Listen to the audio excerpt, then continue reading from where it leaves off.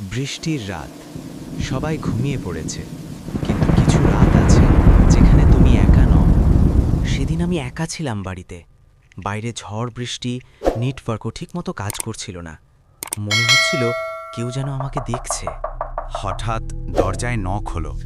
ভাবলাম হয়তো কেউ সাহায্য চাইছে।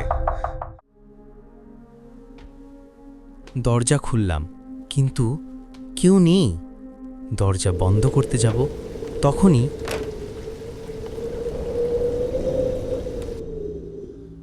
আবার নক, এইবার অনেক জোরে।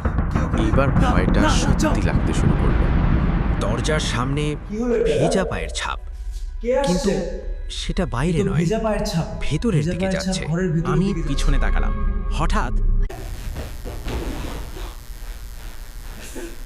তার চোখ একদম সাদা, তারপর সব অন্ধকার।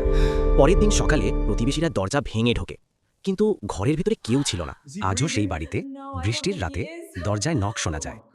লোকেরা বলে এই বাড়িতে এক মেয়ে ডুবে মারা গেছিল। তুমি হলে দরজা খুলতে? কমেন্ট করে জানাও।